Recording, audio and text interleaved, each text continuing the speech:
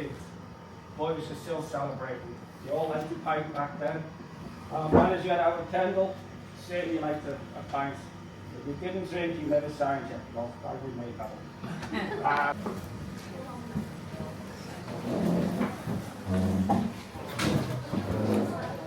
I'm just going to ask this, just give this to my email address so we can email. Staying out on the streets, going into the pubs, drinking a lot. So we wanted to figure out a way that he could keep them off the streets, get them doing something positive, something healthy for them. So we started a cricket club. The cricket club was doing quite well, but as it started to get colder, we all know you can't play cricket when it gets colder, can you? You couldn't play, so they needed to find something else to do. So there was this new game starting to come about, people were starting to hear about it, called football. So we thought, I'll make a little football team and we'll play football. And there was so much interest from people outside of the church who wanted to join this football club. So Ben's Chambers said, if you want to be a part of our football team, you have to be a member of my church, so that we could get our stadium built. So technically we were the People's Club long before David Moyes told us that we were, but we did it. And we know this stadium today as Goodison Park, where we are today. We have owned it for so many years.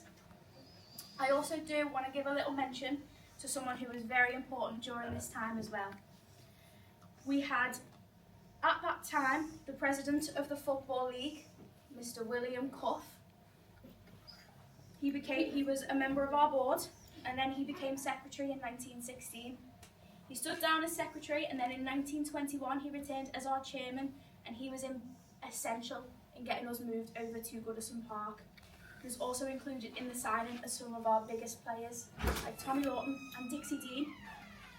And the reason I am mentioning him today is because we do have some people in the room who are related to them. So I just wanted to give him a little mention as well and let you know that we do still talk about him and we do still know who he is. But if we think to this now, all that history I have just told you, after yesterday's game, how are we feeling?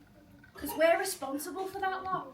If we'd have just paid that rent or let him sell his beer, there wouldn't be any Liverpool Football Club. Because after we left Anfield Stadium, oh, I said it. Oh my God. We'll move on. After we left over there, it left John Goulding with an empty stadium.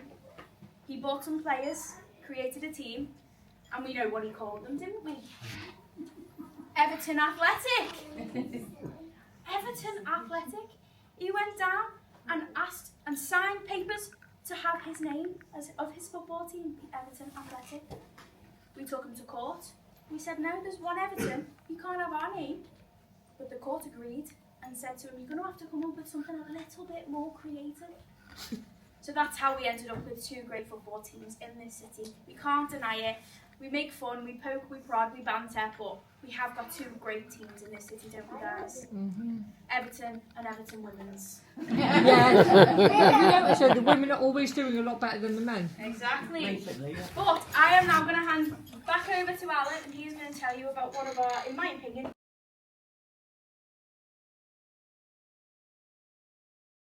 Dixie holds the record for the most league goals in one season. Someone give me a number. 60. Correct. But in that season, he actually scored 100 goals in all competitions. Takes some do, doesn't it? We signed Dixie Dean from Zambia in 1925. 12 months later, he had a bad accident on a motorbike. Touch and go whether he ever played football again. The injuries he received was a fractured skull, broken cheekbone, and fractured his jaw in 2 places. He made a remarkable recovery. He was back playing for Everton reserves 6 months later. His record, 60 league goal record, he achieved that in the 1927-28 season. In the 1933 FA Cup final, we went down to Wembley and beat Man City 3-0. It's the first time any teams have worn numbers on the shirts. Everton had 1 to 11, City had 12 to 22. Dixie Dean picked up the number 9 shirt and he became our first number 9. They were big boots the following lads, weren't they? In 1980, Dixie was invited to Goodison Park to watch a derby game. He's played in derby games, but he's never watched one.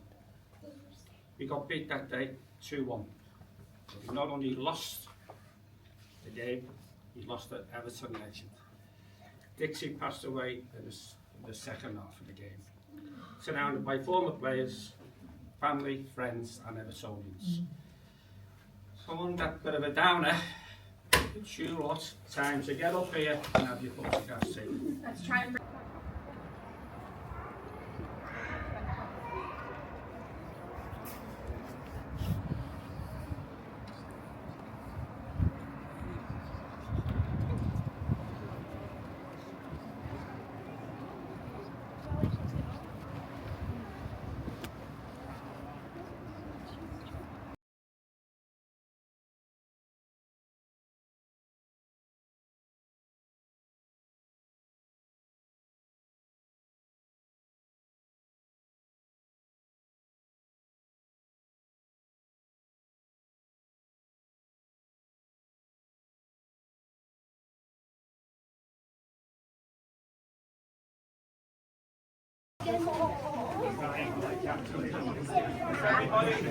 Everybody have a photo?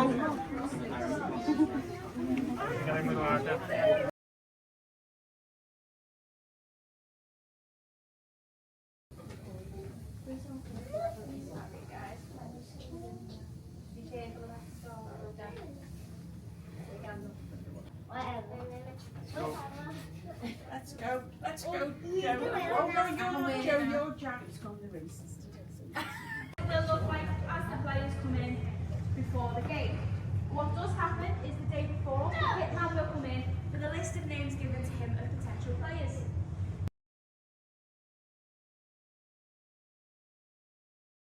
Cool. People like that.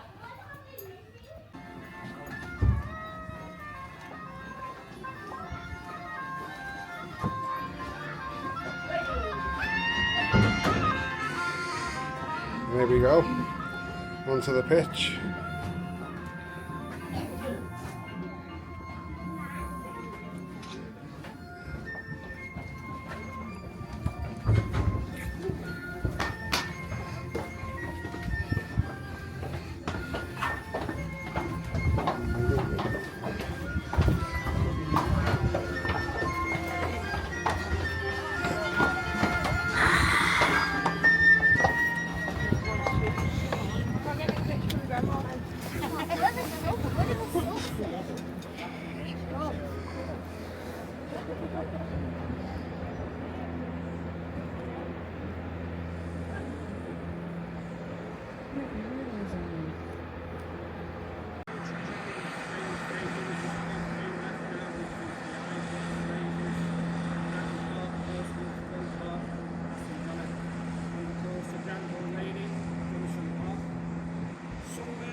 Stadium, that design was incorporated.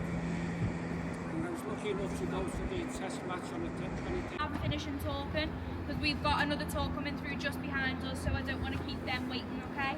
So please just snap away whilst I'm talking now.